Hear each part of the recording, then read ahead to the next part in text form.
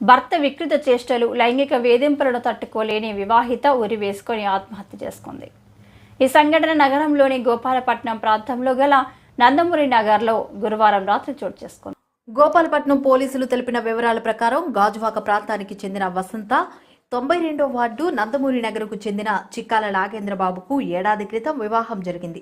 ఎలక్ట్రీషియన్గా పనిచేసే నాగేంద్రబాబు పెళ్లైనప్పటి నుంచి భార్యను వేధించేవాడు. ఆమెకు అసభ్యకర వీడియోలు చూపిస్తూ వికృత చేష్టలకు పాల్పడేవాడు.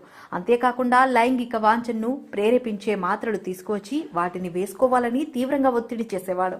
దీంతో దంపతుల మధ్య తరచూ ఘర్షణలు జరుగుతుండేవి. ఈ క్రమంలో గురువారం రాత్రి మరోసారి గొడవ జరిగింది. అనంతరం రాత్రి 10 గంటల సమయంలో నాగేంద్రబాబు ఇంటి నుంచి బయటకు వెళ్లిపోయాడు. భర్త చేష్టలకు విసిగిపోయి తీవ్ర మనస్తాపానికి గురైన వసంత తన గదిలోకి వెళ్లి సీలింగ్ ఫ్యాన్ కు ఉరివేసుకుంది. దంపతుల మధ్య పెద్ద గొడవ జరగడాన్ని గమనించిన సమీప ప్రాంతాల వాసులు నాగేంద్రబాబు బయటకు వెళ్లిపోయిన తర్వాత అతడి ఇంట్లోకి వెళ్లారు.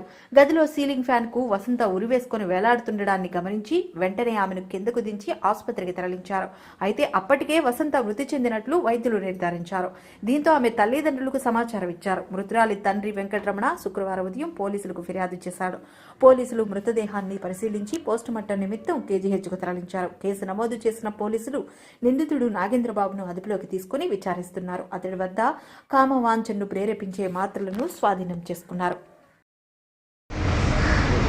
గత రాత్రి సుమారు 10:45 నిమిషాలకి డైల్ 100 నుండి ఒక కాల్ వచ్చి వెంకటాపురం నందమూరి నగర్ దగ్గర ఒక మహిళ ఆత్మహత్య చేసుకుంది,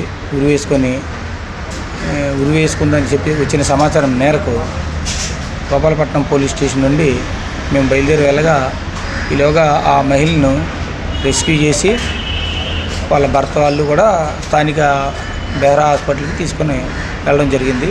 కాకపోతే అక్కడే వాళ్ళు బ్రాడ్ డెత్గా నిర్ణయించారు.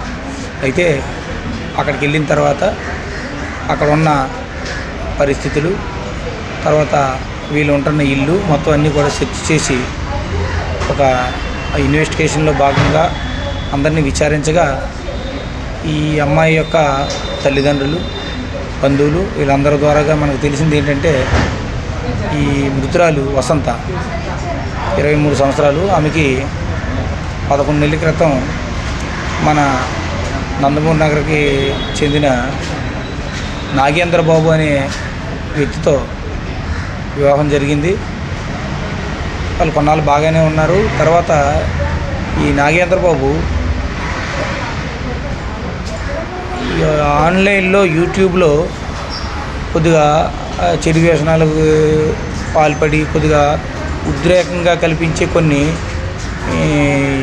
ట్యాబ్లెట్స్, ఆ ట్యాబ్లెట్స్ని యూట్యూబ్లో చూస్తూ ఆ ట్యాబ్లెట్లు తీసుకోవడం వల్ల సెక్సువల్గా పర్వర్షన్ వస్తుందని చెప్పి ఈయనకి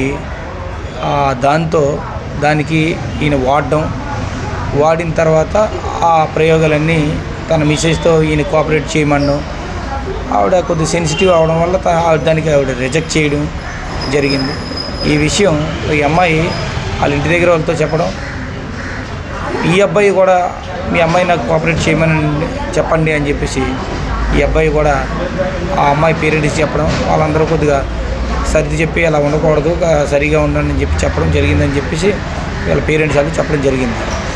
అయితే అయినా సరే ఈ అబ్బాయి ఈ యాటిట్యూడ్తో ఇంకా మళ్ళీ కంటిన్యూగా ఆ ట్యాబ్లెట్స్ అవి కూడా యూట్యూబ్లో ఎలా వాడుతున్నారో అవన్నీ చూసి అవి కంటిన్యూ వాడుతూ ఈ అమ్మాయిని తన సెక్షువల్ పర్వర్షన్ కోసం కొద్దిగా బలవంతంగా ఇలా చేయమని చెప్తే అమ్మాయి దానికి కొద్దిగా షైగా ఫీల్ అయ్యి